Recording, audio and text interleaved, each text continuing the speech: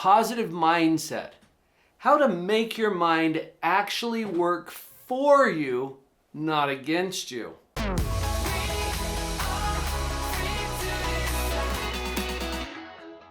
Hi, I'm Dr. Paul Jenkins. I am a professional psychologist, and I have developed models of positivity that get past the trite, fluffy, just think positive that we hear from motivational speakers or people who don't even really know what positivity is. By the end of this video, you will know what positivity is from a psychological perspective. Here's where we have to start. It's called metacognition. Now that's just a fancy psychological word that means thinking about thinking. You have to turn that on in order to see what your mind is doing, and I think you'll be really fascinated to see these two processes. It's my job to illuminate the obvious. Think about that. I get paid to tell people things they already know. This is so cool, but there's obvious things that are completely unnoticed. Like the fact that we are speaking English here today. Did you notice? It's obvious, but you don't necessarily notice it until it's called to your attention. Or the feeling of your shoes. Can you feel them? Oh, now that I've mentioned it, that's what we're talking about. Many of the processes in our mind are obvious, but unnoticed until they're called to your attention. It's my job to call them to your attention. So let's start with this one. It is what it is. And that can be kind of annoying depending on who's saying it. But for purposes of our conversation here today, it just means the way things are right now without changing anything. It is what it is. It's who you are, it's where you are, it's who you're with, it's what you have, it's the way things are going right now. Are you with me?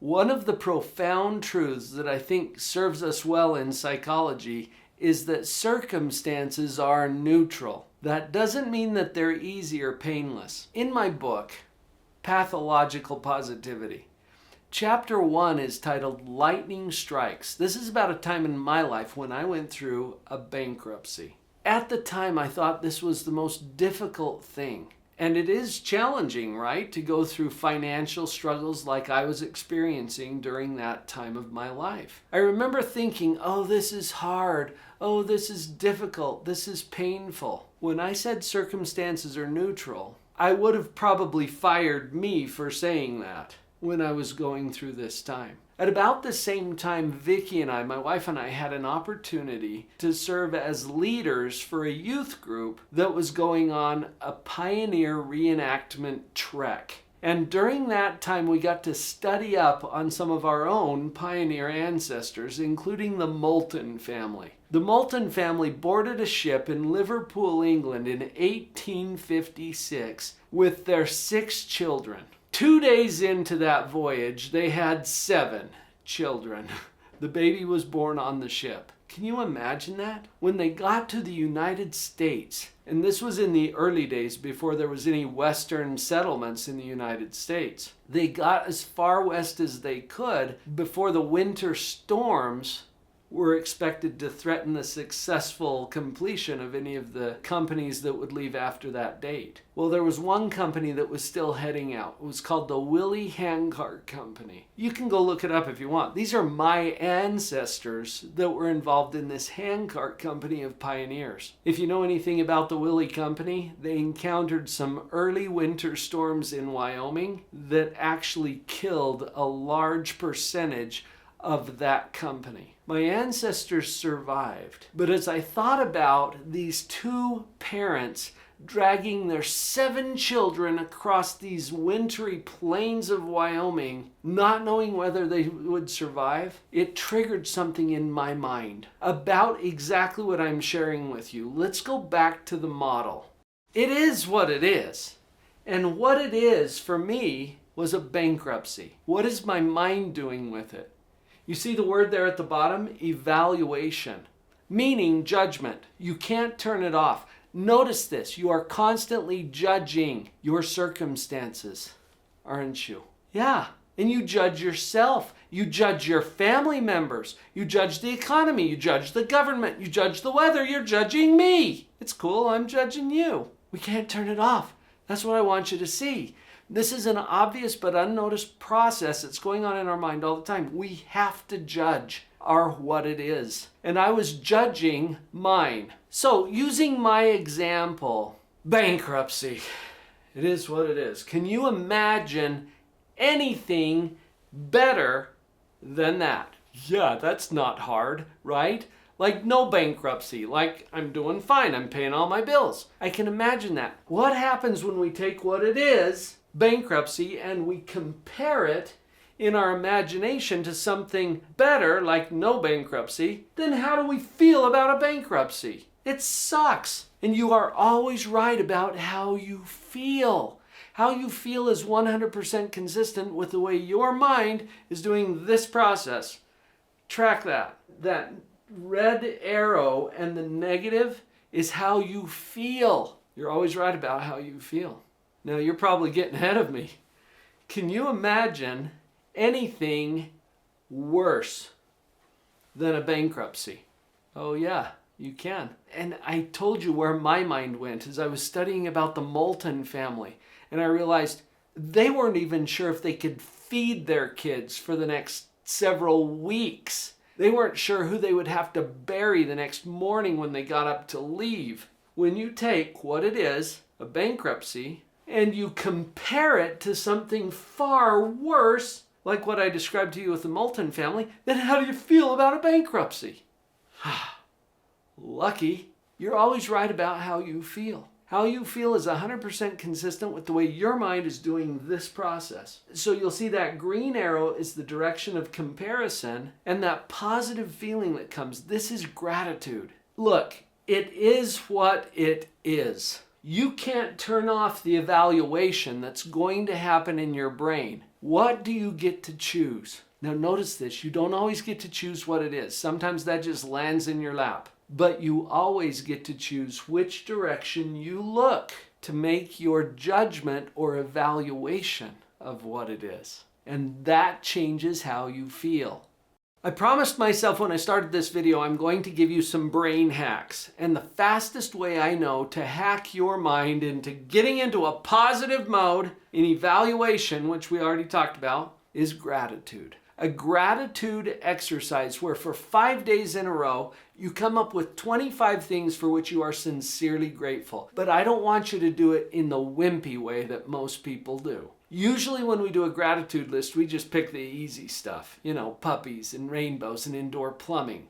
Anybody can be grateful for the easy stuff. I want you to take it up a notch and find what you're grateful for in the hard stuff. You think about the hard, difficult, painful, frustrating things that are going on in your life, like a bankruptcy, and find what you're grateful for in that, from that, because of that. This is a powerful way to power up your positivity. And let's take it a step farther. Would you share what came to your mind that you could be grateful for in your difficult circumstances? Go to the comments down below. Let's share some ideas of how this works. What could you be grateful for from the difficulties? Put it in the comments. You might also be wondering, where can I get a copy of this model? Oh, I'm glad you asked. I'd be happy to provide you one. Go to the URL on the screen, drpauljenkins.com/themodel, and I will put a nice color copy of this model into your hands.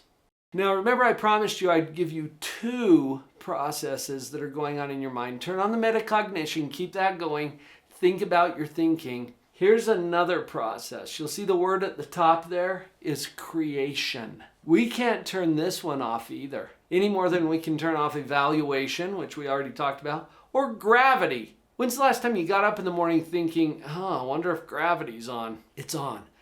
And these are on as well. Evaluation and creation. We're talking about now creation of what is to be. And that doesn't exist yet. We haven't created it yet. So all we can do at this point is imagine. Think about it. How are you doing next week? You don't know.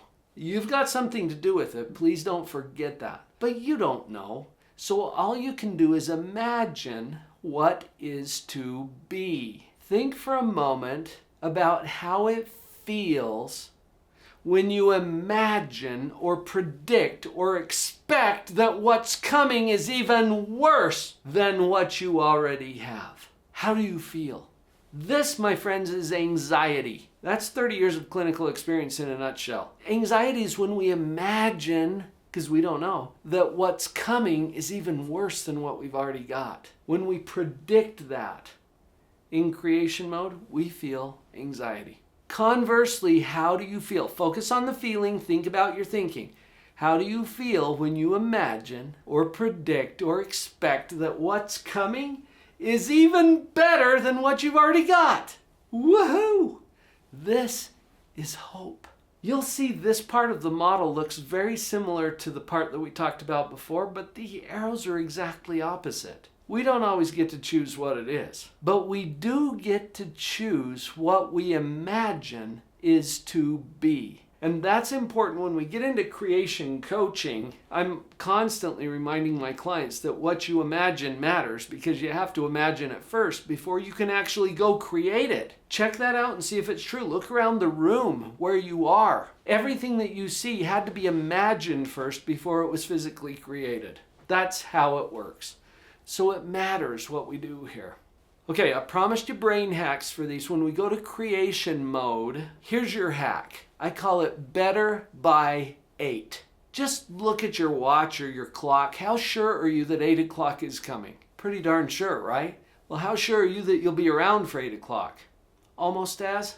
I mean, you've made it to every 8 o'clock so far your whole life, and there's 2 every day for those of you who don't get up early. There's only 2 possibilities. I used to think there were 3. I've eliminated the third because I don't think it's possible for things to be exactly the same at 8 o'clock as they are right now. At the very least, you're going to be a little older, aren't you? Yeah. So, if things are not going to be the same, then by your own evaluation or judgment, which you can't turn off, things have to be either better or worse at 8 o'clock. Now, if I gave you a challenge to go out and make your life worse by 8 o'clock, you could totally pull that off. You would never do that on purpose. But use that creative energy now to think of some ways that you could make your life better by 8. Just invite your mind to go there. And what do you notice happening? Do you see the thoughts? If you ask your brain to come up with ways to make things better, it could be a little or a lot. That's up to you. You're the creator. Ask your mind to go there. And what if you were to do that for the same 5 days as you do the gratitude exercise? That means you get to have 10 upgrades. How awesome is that? And how does that feel? This is a way to create hope on demand. And folks, this saves lives. The number 1 risk factor for suicide is hopelessness. What if we could create hope on demand? Let's go back to that model because there's a little warning that I need to share with you. What we do in evaluation mode matters. Check it out. When you're feeling depressed, inadequate, failed, defeated, flawed, like you're not good enough, see how that's a negative evaluation? How likely are you to go do something productive? Yeah, not so much. In fact, you're more likely to make a mess. That's negative evaluation sends us into negative creation, and we are likely to do things that make it worse. Conversely, what happens when we start from a positive evaluation, when we start from a place of gratitude, profound gratitude for the rich, abundant life that we already have without changing anything? From that energy, how likely are we to go do something productive? That's the key. We start with positive evaluation, and it makes us more likely to do positive things in creation mode. One of my clients said that this is kind of like the currency that we take to the creation game. I love thinking about it that way. So here's the whole model. And you don't have to write this down or try to capture it in your notes. Go to drpauljenkins.com, spelled with a DR, /the model. All one word. I will put this in your inbox. You're welcome. Now you've seen from this model how our mind is actually processing our experience in those two modes, evaluation and creation. You know, I said earlier that circumstances are neutral, meaning it could always be better. It could always be worse. Our thinking is not neutral, but it's too simplistic to think about it simply as thinking. We need to break it down into those two modes, evaluation and creation. Does this resonate with you? I certify and train positivity practitioners. If that sounds like something you want to do, take a moment to fill out this free assessment to see where you are in your journey to become a positivity practitioner. drpauljenkins.com/practitioner quiz. If this model is resonating with you and you want to use it and become licensed and credentialed to teach it, take that survey next, and then let's have a conversation about how we can move you forward in that process.